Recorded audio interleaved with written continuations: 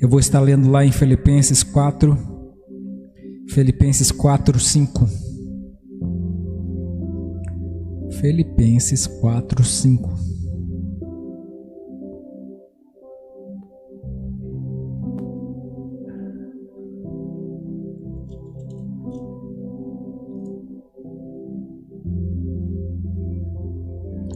Filipenses no capítulo 4, no verso 5, fala assim, ó. Seja a vossa moderação conhecida de todos os homens. Perto está o Senhor. Não andeis ansiosos de coisa alguma. Em tudo, porém, sejam conhecidas diante de Deus as vossas petições, pela oração e pela súplica, com ações de graças. E a paz de Deus, que excede todo o entendimento, guardará o vosso coração e a vossa mente em Cristo Jesus. Amém? Uma das coisas que a palavra me deixa perplexo é de como ela pode ser tão atual. Se falássemos que Paulo estava falando hoje, não seria estranho de acreditar. Mas se torna estranho se nós pensarmos que isso foi escrito há mais de 2000 anos atrás.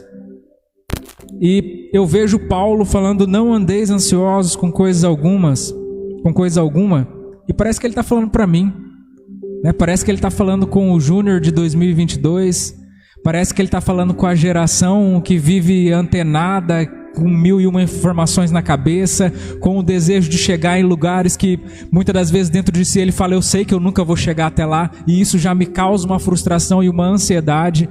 A questão das vitrines estarem sempre nos mostrando coisas e falando pra gente que a gente nunca vai ser igual aquela vitrine demonstra, no mundo de comparações, onde a gente sempre se acha menos do que aquilo que está sendo mostrado, e cada dia mais se demonstra um nível mais alto de ansiedade devido a todo esse extremo que a gente vive nos dias de hoje.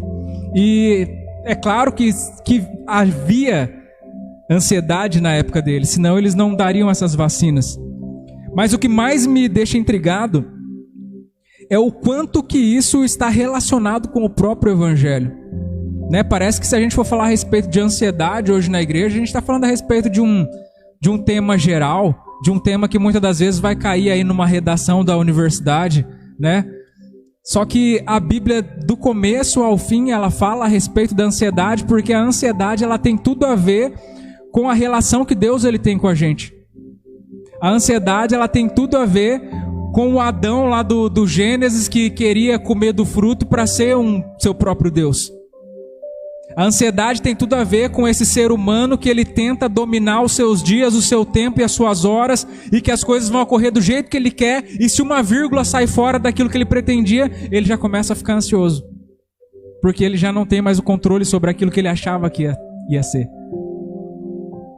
E é interessante você pensar a respeito disso, só para que você tenha uma noção. Hoje no Brasil, nós temos mais de 20 milhões de pessoas diagnosticadas com transtornos ansiosos. Mais de 20 milhões diagnosticados, fora as pessoas que não foram diagnosticadas.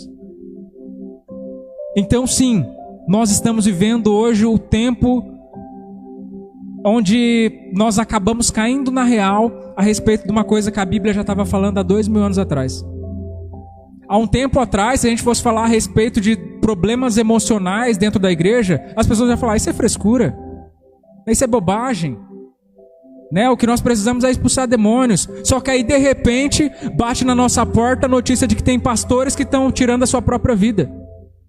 Aí de repente bate na nossa porta a respeito de irmãos que era do fogo, que era do manto, e que não sabem como resolver seus próprios anseios a ponto de tirar a sua própria vida. E aí as pessoas elas começam a cair na real e falar, cara, você quer saber? Esse negócio é importante. E aí a gente começa a se atentar e não simplesmente se importar com aquilo que está sendo falado, mas a gente volta para a palavra de Deus e a gente começa a perceber que desde sempre, Deus sempre falou a respeito disso e a gente nunca tinha percebido. Dos problemas que nós enfrentaríamos se nós se tornássemos pessoas ansiosas. Dos problemas que nós enfrentaríamos se nós deixássemos de viver conforme a sua vontade, de viver os planos que Ele tem traçado para nós, para tentar viver uma vida onde nós mesmos somos os nossos próprios deuses. O que Paulo ele vai falar do seu próprio ventre, pessoas que são guiadas pelo seu próprio ventre. Foi feita uma pesquisa e nessa pesquisa acabou se descobrindo que das coisas que nós pensamos e falamos durante as nossas 24 horas diárias, 70% dessas coisas falam a respeito de passado. 70% das coisas que nós pensamos e falamos durante o nosso dia são sobre o passado. Coisas que já aconteceram e que nós não temos mais o controle sobre elas. Do resto desse tempo, 25% a gente fala a respeito de coisas que nem aconteceram ainda e que possivelmente nem vão acontecer. 25% das coisas que a gente fala ou pensa durante os nossos dias são a respeito de coisas do futuro. E apenas 5% das coisas que a gente pensa e fala durante as nossas 24 horas do dia são a respeito do nosso maravilhoso agora. Em outras palavras, nós estamos gastando mais tempo com coisas que nós já não temos mais acesso porque já passaram, e com coisas que nem aconteceram ainda e que provavelmente nem vão acontecer, do que com o que nós devíamos estar trabalhando agora. Tem uma história que fala de um pai de família, e esse pai de família, ele estava próximo de receber a sua aposentadoria, né? De se aposentar. E ele chamou toda a sua família e falou: família, o negócio é o seguinte, vocês sabem que eu estou prestes a me aposentar. E eu fiz um plano. Quando eu me aposentar, a primeira coisa que eu vou fazer é comprar um Jeep para que a gente possa se divertir em família. Aí todo mundo, né, vai comprar um Jeep. A mãe falou: então a gente vai pegar esse Jeep, a gente vai pro shopping, um Jeep conversível, né, com o vento batendo nos nossos cabelos, vai ser demais. Aí a criança já olhou e falou assim: eu vou sentar no banco da frente e vou começar a bater na buzina, bibi, bibi. Aí o pai, pá, na cabeça do menino. Aí o menino falou: nossa pai, o que eu fiz? O que eu falei? Aí o pai falou assim: menino, você vai quebrar a buzina do Jeep? E muitas das vezes, essa é a nossa história. Pessoas que estão sofrendo por coisas que nem aconteceram ainda. A maior parte das nossas ansiedades é sobre coisas que não aconteceram e que nem vão acontecer. Porque nós não temos o controle sobre o nosso futuro, nós não temos o controle nem do que vai acontecer daqui a pouco, que dirá a respeito de um futuro mais longo. Nós planejamos, e lá em Provérbios ele fala que o homem ele faz planos, mas quem garante a consistência é Deus. É Ele quem garante para você se isso é executável ou não. Cabe a nós fazer planos, e nós devemos fazê-los. Mas nós não devemos ficar ansiosos a ponto de deixar que isso venha controlar o nosso sentimento, a nossa situação atual. Existe um filósofo que é muito colega de Paulo, que ele fala assim que quem sofre antes do tempo, sofre mais do que o necessário. Sofre mais do que o necessário. Porque conforme eu falei, nós sofremos por coisas que muitas das vezes não vão nem acontecer. E se eu não conseguir? E se acontecer tal coisa? E se eu não alcançar? E nós ficamos nesse se, enquanto nós estamos nessa dúvida toda que nós mesmos estamos alimentando, nós estamos esquecendo de viver o que a gente tem para viver agora. Nós estamos esquecendo de construir esse futuro que ainda está para chegar. Porque esse futuro que está para chegar depende do que eu estou fazendo agora. Não a respeito dos pensamentos e das dúvidas que eu tenho. A ansiedade, em outras palavras, não é nada mais, nada menos do que a sensação de você tentar controlar a sua própria vida. De você querer ter a certeza a respeito de coisas que são incertas. Todo ser humano ele quer ter certeza a respeito de tudo. O pastor William levou o violão dele lá para consertar. E aí o rapaz falou: vou fazer assim, assim, assim. Mas vai ficar bom? Todos nós a gente quer ter certeza a respeito das coisas, mas o futuro não nos pertence. Quando você se propõe a fazer alguma coisa, você simplesmente está fazendo alguma coisa. Mas se no final vai dar certo, aí só Deus sabe. Porque o futuro não nos pertence. O que nos pertence é simplesmente o presente que Ele já nos deu. E o grande problema não é simplesmente o fato de eu querer ter uma certeza a respeito de uma vida de imprevisibilidade. A nossa vida é uma vida imprevisível. Até então, os economistas faziam contas e planos a respeito dos juros e da taxa Selic. Aí, de repente, veio um vírus que ninguém consegue nem enxergar e derrubou a economia do mundo inteiro. E até hoje as pessoas ainda estão tentando se levantar. Aí eles falam, vai, em tal mês a taxa de juros vai estar tal. Aí chega, de repente, uma bagunça tudo de novo e já está tudo bagunçado de novo. E no fim das contas, nós como seres humanos, nós acabamos aprendendo através da própria natureza, através das coisas que não estão no nosso controle, de que realmente tem coisas que nós não conseguimos ter a certeza. Tem coisas que são simplesmente improváveis. E que não é a respeito de Deus, não é a respeito do diabo, não é a respeito do que eu fiz ou do que eu deixei de fazer, é simplesmente uma coisa natural. Tem coisas que simplesmente vão acontecer na sua vida e é natural. Não é, meu Deus do céu, por que aconteceu isso? Simplesmente porque Ele já tinha te avisado que a sua vida ela é totalmente imprevisível. E se frustra aquele que pensa que consegue domar esse cavalo selvagem. Não tem como você domar a sua vida. Por mais que você faça uma agenda de tudo aquilo que você pretende fazer no seu dia durante os próximos 5 anos, de repente acontece um feito e pronto, desabou tudo que você tinha construído. Jogou tudo pro chão. E aí você faz o quê? Fica frustrado. Com quem? Com você que provavelmente não é, né? Porque você é quem faz as suas histórias, você é quem cria as suas ilusões. E depois, quando o seu castelo de cartas cai, aí você tem que arranjar algum culpado.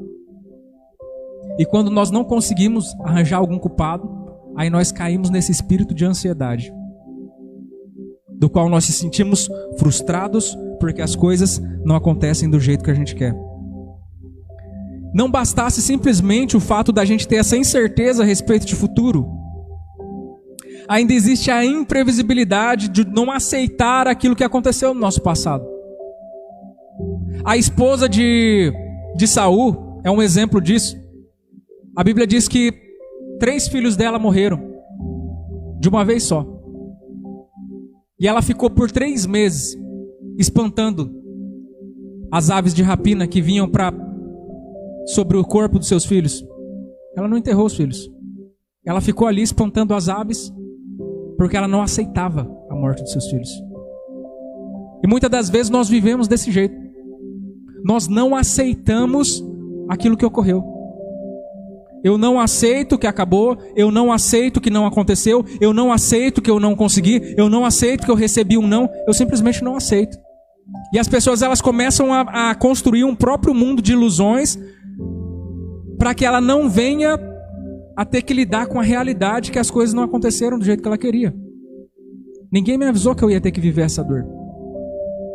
Eu fui preparado a vida inteira para viver uma vida de alegrias e de satisfações e de repente eu tenho que me lidar com a insatisfação e com a dor e eu não estava preparado para isso. É sobre isso que a gente fala muito nessa geração.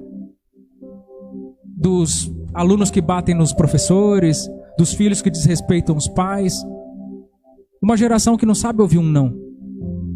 E a gente tem medo de lá no futuro, quando eles começarem a ouvir um não de verdade. Porque uma coisa é você ouvir um não do seu pai, outra coisa é quando você estiver lá na frente como adulto e você ouvir um não da sua vida. Como que você reage a isso? É por isso que nós morremos de medo do que vai ser dessa próxima geração. Porque se nós, que viemos de outros tempos, estamos vivendo nesse contexto dessa instabilidade emocional, desse tanto de problemas e transtornos ansiosos que eu acabei de falar aqui, imagina a próxima geração. Imagina o que vai ser desses meninos. Imprevisibilidade. O fato de eu não aceitar o como a vida é e que tem dias que eu vou estar lá embaixo e tem dias que eu vou estar lá em cima, mas só que ficar lá em cima não é para sempre. Tem dia que eu vou voltar para baixo de novo. Isso causa uma angústia em pessoas que estão despreparadas. Em pessoas que não estão dispostas a aceitar as coisas como elas são. E até o processo que Deus ele nos traz, Ele muitas das vezes nos desafia a viver no desconforto. Se você ler a Bíblia, você vai ver o tempo todo Deus jogando pessoas no desconforto para que essas pessoas elas comecem a reagir. E se nós não estamos aptos a viver em desconforto, o que vai ser de nós? Né? Que tipo de evangelho nós vamos viver? Eu fico sempre pensando quando a gente fala a respeito dessa diferença de tempos e de gerações e de mentalidades. Eu sempre fico pensando a respeito da igreja primitiva, onde as pessoas elas eram perseguidas e quanto mais perseguidas elas eram, mais a igreja crescia. Quanto mais as pessoas elas eram afrontadas em o nome de Cristo, elas falavam, isso é combustível para o meu espírito. Elas se sentiam bem pelo fato de que elas estavam vivendo na pele o evangelho. E eu fico com medo do nosso tempo de hoje. Porque nós sofremos com coisas básicas. E nós passamos longe da vida que essas pessoas viveram, para que o evangelho chegasse até as nossas mãos nos dias de hoje. E talvez nós estejamos vivendo até um espírito de desonra para com aqueles que fizeram tanta coisa para que a gente pudesse ter os benefícios que a gente tem nos dias de hoje. Porque se as coisas são fáceis hoje, é porque elas já foram difíceis para alguém antes.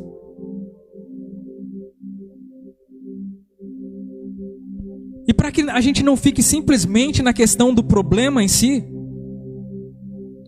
eu gostaria de te levar lá em 2 Samuel, no capítulo 12. Talvez você esteja falando comigo, Júnior, esse é um negócio de Novo Testamento e tal, isso não é bíblico. Lá em 2 Samuel, tem uma história muito conhecida e que nos dá um exemplo a respeito disso que eu estou falando para você. 2 Samuel, capítulo 12, lá no verso 21.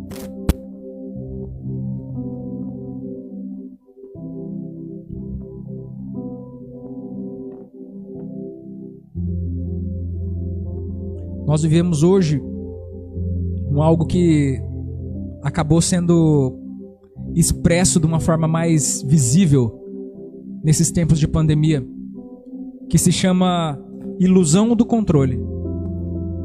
Nós, como seres humanos, nós acabamos, devido a comportamentos que nós temos, vivendo uma ilusão a respeito de que nós temos o controle a respeito de determinadas coisas. As pessoas... Nós vivemos na pandemia e falávamos assim, gente, não, tá tudo em lockdown, tá tudo fechado, não pode sair, não pode fazer nada. Aí de repente as pessoas começavam a sair. Elas falavam, você quer saber? Eu já saí e não aconteceu nada comigo. Aí as pessoas elas começavam a criar essa ilusão de que elas tinham controle sobre aquilo. Não, acontece com todo mundo, mas não acontece comigo.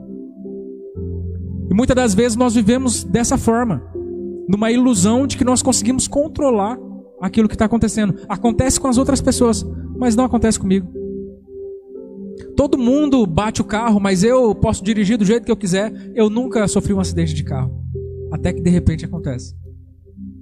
Nós vivemos essa falsa ilusão de que nós temos o controle sobre alguma coisa na nossa vida, pelo simples fato de que até hoje não nos aconteceu. Aquilo que muitas das vezes acontece com tantas outras pessoas. Lá em 2 Samuel, no capítulo 12, no verso 21, fala assim. Espera aí que é um verso antes aqui.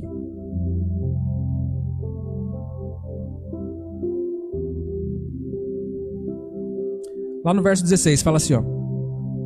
Buscou Davi a Deus pela criança, jejuou Davi e vindo passou a noite prostrado em terra. Então os anciãos da sua casa se achegaram a ele para o levantar da terra, porém ele não quis e não comeu com eles. Ao 7º dia morreu a criança. E temiam os servos de Davi informá-lo de que a criança estava morta, porque diziam, eis que estando a criança ainda viva, lhe falávamos, porém não dava ouvidos à nossa voz. Como, pois, lhe diremos que a criança é morta? Porque mais se afligirá. Viu, porém, Davi que seus servos cochichavam uns com os outros e entendeu que a criança estava morta. Pelo que disse aos seus servos: é morta a criança? Eles responderam: morreu. Então Davi se levantou da terra, lavou-se, ungiu-se, mudou de vestes, entrou na casa do Senhor e o adorou. Depois veio para sua casa e pediu pão. Puseram-no diante dele e ele comeu.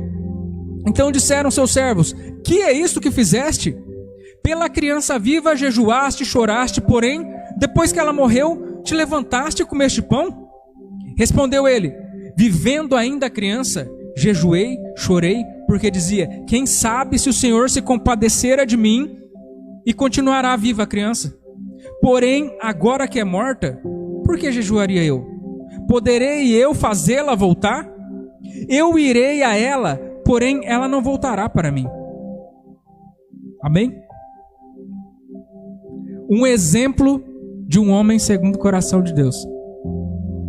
Parece muitas das vezes loucura, porque nós somos acostumados a ser condicionados por aquilo que nós estamos sentindo e pelo ambiente desfavorável.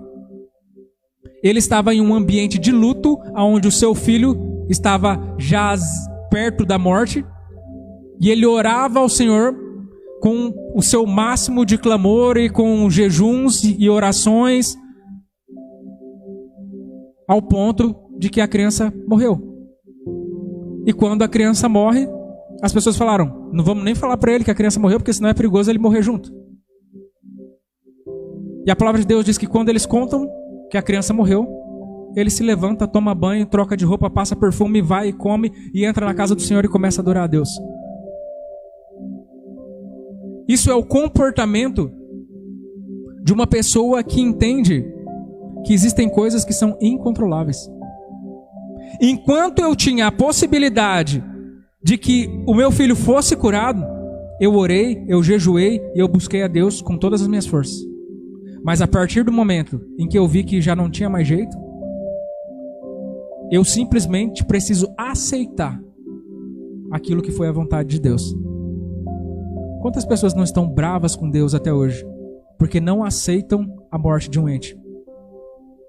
Quantas pessoas estão bravas com Deus até hoje por causa de A gente fala a respeito de luto, mas o luto não é simplesmente uma perda de uma pessoa. O luto é perda de qualquer coisa que você possa ter perdido e que isso traumatizou a sua vida. Então, quantos lutos não fizeram pessoas romperem seu relacionamento com Deus? Pelo simples fato de eu não aprovar, de eu não aceitar que aquela pessoa foi tirada de mim. Né? Muitas das vezes nós vemos casos de pessoas que estão sofrendo, estão pedindo para ser levado por Deus, mas eu não aceito, porque essa pessoa foi tirada de mim. E se você parar para pensar, essa situação é muito mais egoísta do que uma situação de vítima. Porque eu estou pensando muito mais em mim, nas minhas necessidades, do que a respeito da pessoa, que muitas das vezes estava até clamando para ser tirado por causa da situação que ela estava vivendo. Só que na nossa falta de maturidade, principalmente espiritual, porque se nós conhecêssemos o Deus a quem a gente serve, a gente entenderia que Ele sempre faz o melhor, porque é isso que a palavra dele diz.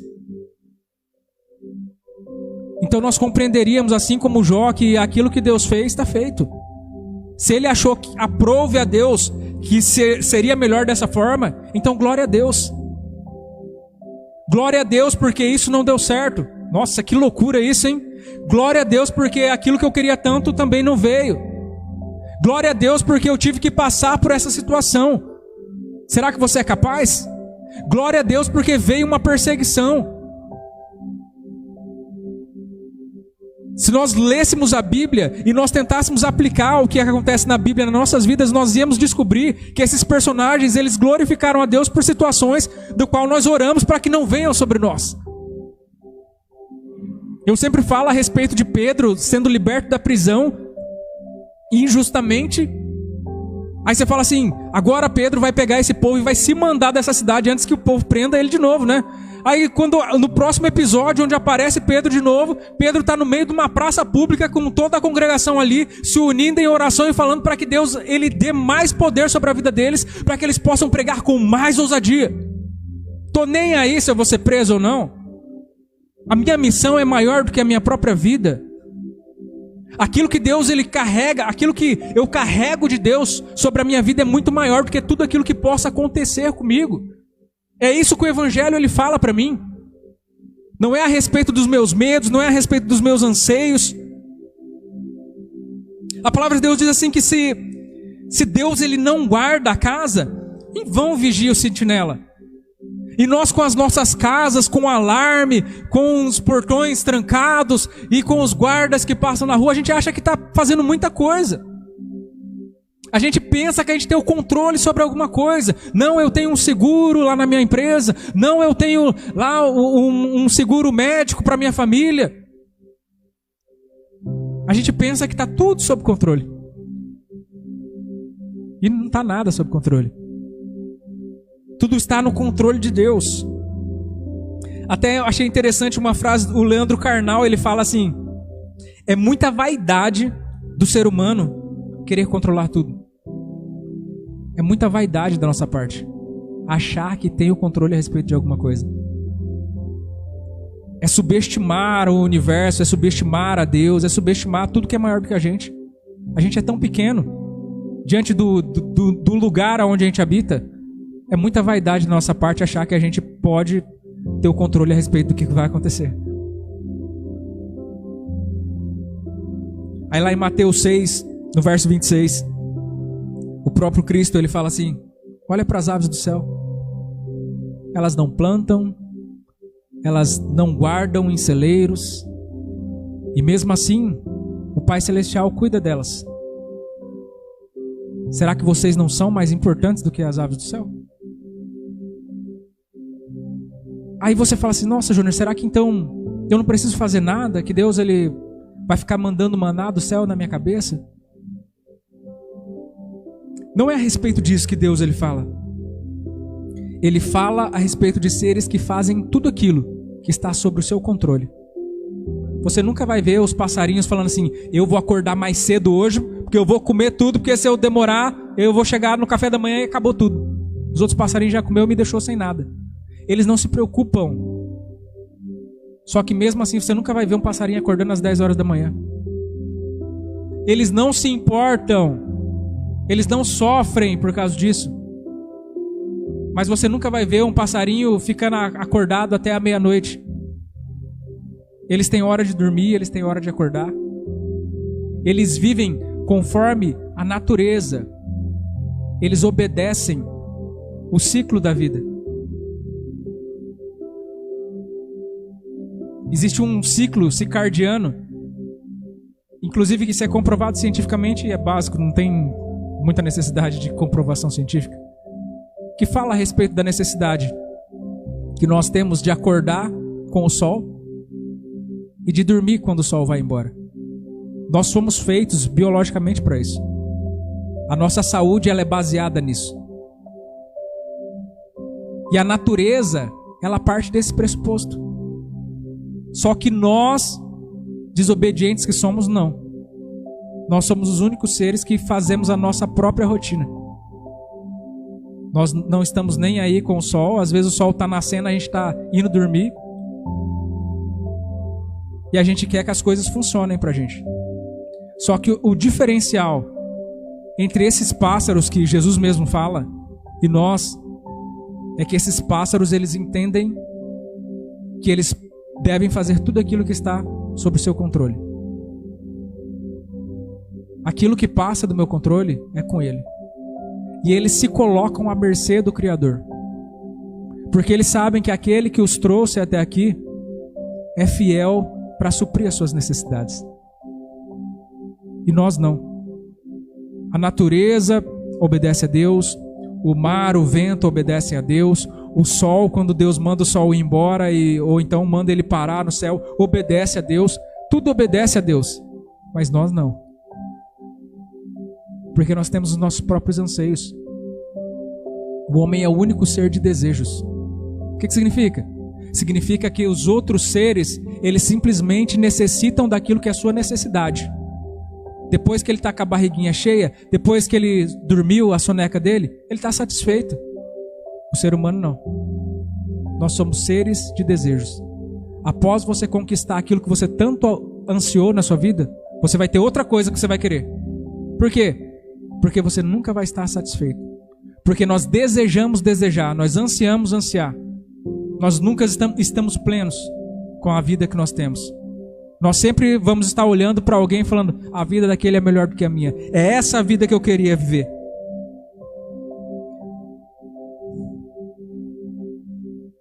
Todos os seres, eles foram feitos com um organismo predisposto e com recursos ideais.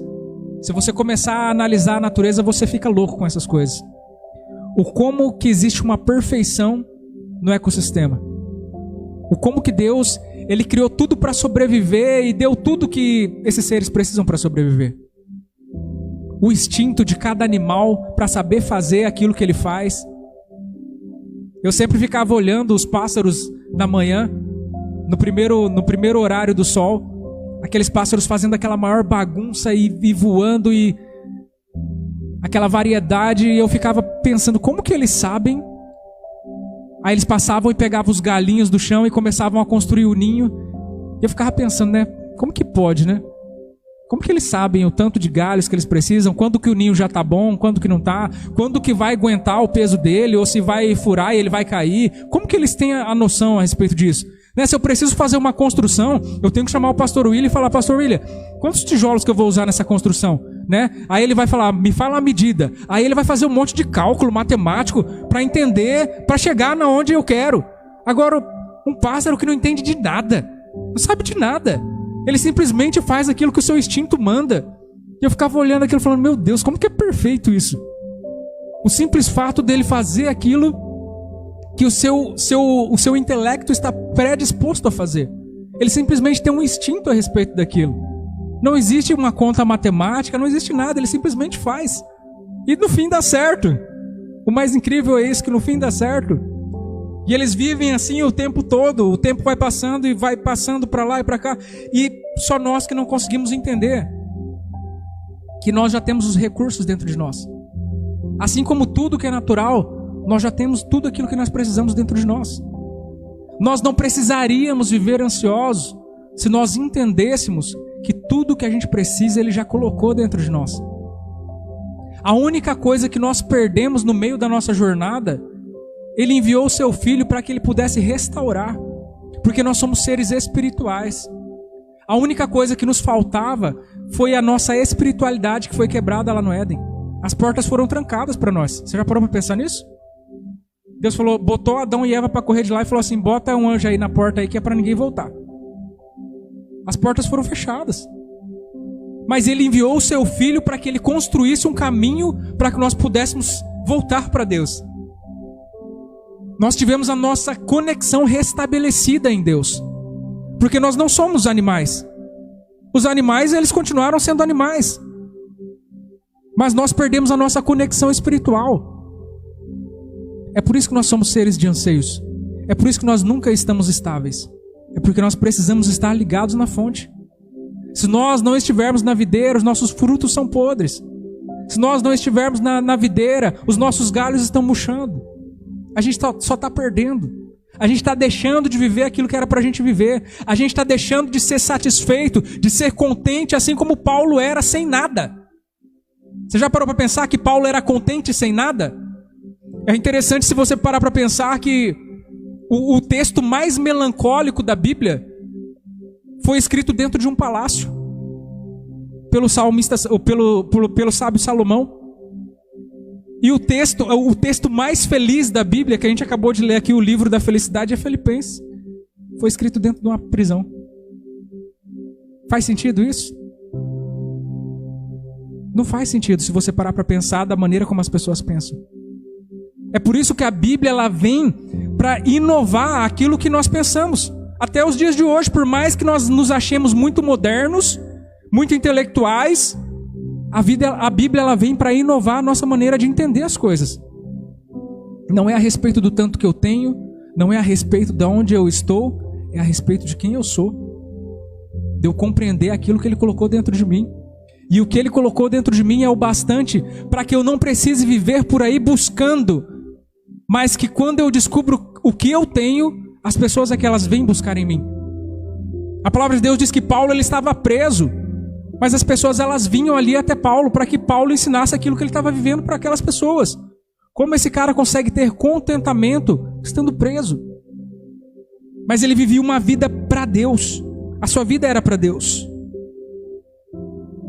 Lá em 1 Pedro, no capítulo 5, no verso 7,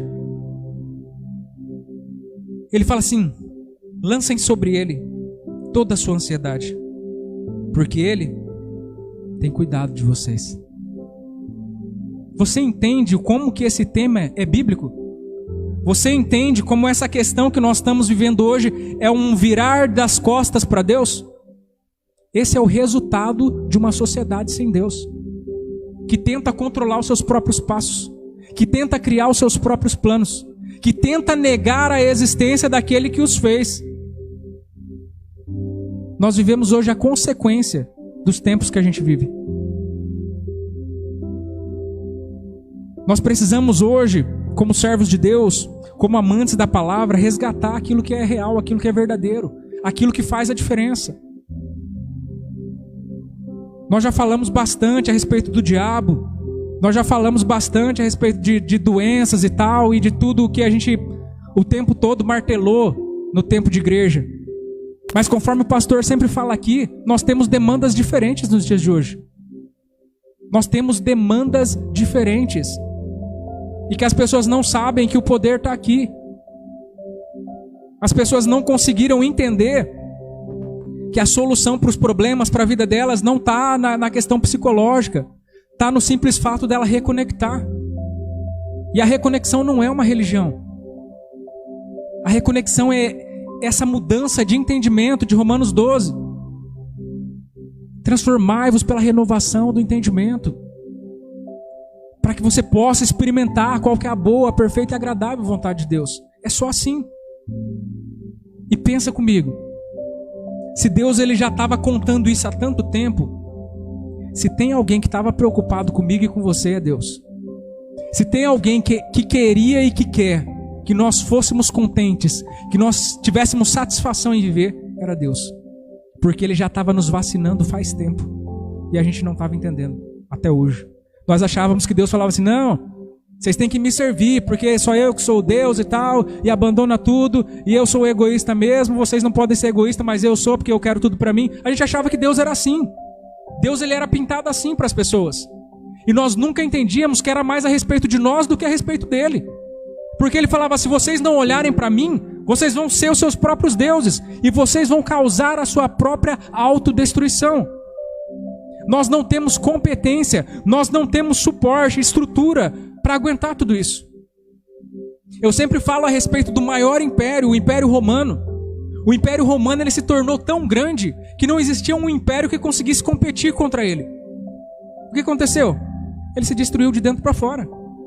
Porque chega uma hora que a estrutura não aguenta, não suporta. E é isso que nós estamos vivendo nos dias de hoje. A nossa estrutura não suporta. Nós estamos vivendo com tanta informação, com tantos anseios, com tantos desejos, com tantas frustrações, que chega uma hora que a gente não suporta. A gente precisa dessa estrutura. A gente precisa estar ligado nessa videira. Porque senão, sendo crente ou não sendo crente, a gente vai se frustrar da mesma forma. A gente vai viver as mesmas coisas que esses 20 milhões de pessoas estão vivendo. Se é que no nosso meio já não tem pessoas assim. Eu gostaria que você ficasse de pé. Glória a Deus. Se a gente fosse ficar falando a respeito de versos aqui que falam a respeito disso, a gente ia ficar a noite inteira e não ia acabar.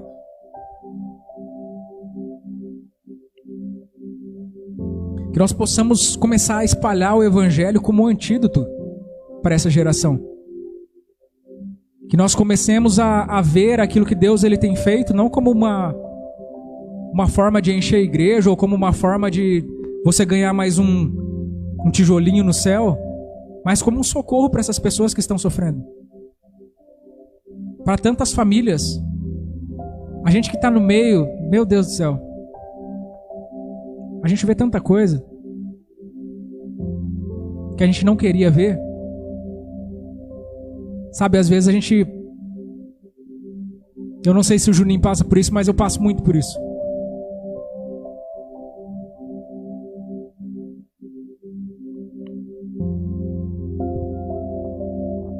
E eu fico falando para Deus porque a gente podia simplesmente fechar os nossos olhos e fingir que não está acontecendo nada. Mas a gente tem família, a gente tem filhos pequenos. A gente sabe que poderia ser a gente. E que a gente tem competência bastante para poder ajudar essas pessoas. Mas é tão atordoante as situações que as famílias vivem hoje,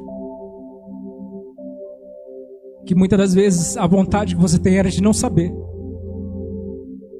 de ser inocente diante de tudo que está acontecendo, de se fechar ali no seu Facebook, no seu Instagram e ficar ali simplesmente fazendo o que todo mundo está fazendo. Às vezes eu falo para Esther, eu não devia ter comido antes de atender, porque dá vontade de vomitar. De tão pesado que é as coisas que a gente vê.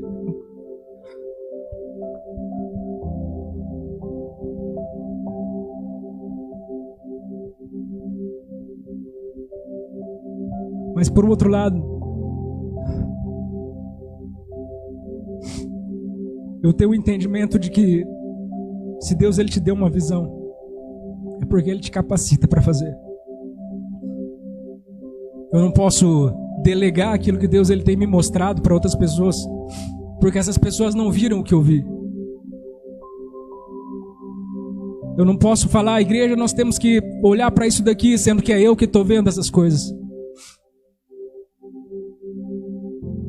Mas eu confesso que chega em determinados momentos onde está tudo bem, na nossa vida, na nossa casa, e você fala, cara, eu não precisava estar vivendo isso. Eu não precisava estar comprando tanta briga que não é minha. Eu não precisava estar me frustrando muitas das vezes com situações que é praticamente impossível de se resolver. Mas aí depois tudo isso passa. E o simples agradecimento de uma pessoa que deu certo te faz compensar tudo. Sabe, você fala, valeu a pena, valeu todo o esforço, valeu todos os estudos, valeu todas as noites, valeu todas as madrugadas, valeu todas as orações, valeu todos os encontros, valeu todo o investimento por uma pessoa que dá certo, dentre tantas que muitas das vezes não vai dar. Então eu te peço como igreja que você comece a levantar esse clamor. Não simplesmente a respeito das pessoas que estão sofrendo, mas a respeito dessas pessoas que Deus está levantando. Porque mais uma vez eu repito, uma das coisas que o pastor enxergou aqui, a demanda hoje é muito além daquilo que nós até então viemos batendo durante tanto tempo. Os tempos são outros, a mentalidade é outra, o evangelho é o mesmo. E conforme um pastor falou, e eu nunca me esqueci do que ele falou, ele falou assim, por que a garrafa de água ela tem validade se a água não vence? Água é água.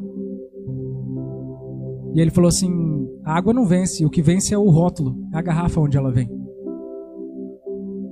E é por isso que ele tem que sempre estar sendo trocado. E ele falou a mesma coisa a respeito do evangelho. O evangelho sempre é o evangelho. A palavra de Deus sempre ela é única, verdadeira, eficaz, eficiente. Mas a maneira como essa palavra ela chega às pessoas é diferente. É totalmente diferente. Antigamente na igreja católica eles faziam aquelas pinturas naqueles vitrais, porque as pessoas não sabiam ler. Então as histórias eram contadas através daqueles vidros. É outro tempo. Teve um tempo onde a igreja ela sustentava as pessoas, ela ensinava as pessoas, porque as pessoas elas não tinham uma educação pública. Foi um outro tempo. E em cada tempo Deus ele vai manifestando a sua graça de formas diferentes.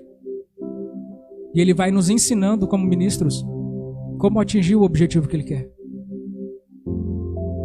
Então, eu te peço como igreja que você comece a prestar atenção com carinho nessa questão. O que nós podemos fazer como igreja? E quando eu falo como igreja, eu não estou falando como denominação só. Eu estou falando como parte da igreja de Cristo. Porque muitas das vezes o simples fato de você trazer uma coisa que é tão simples para você, uma coisa que você ouve tão comumente dentro da sua casa, para uma pessoa que não tem o costume de ouvir isso, faz toda a diferença na vida dela. Sabe, o simples fato de você falar coisas que você fala para o seu filho, fala para sua filha, fala para sua esposa, para pessoas que não têm isso na casa deles, transforma a vida da pessoa. De tão secos que nós estamos nos dias de hoje. Feche os seus olhos aí.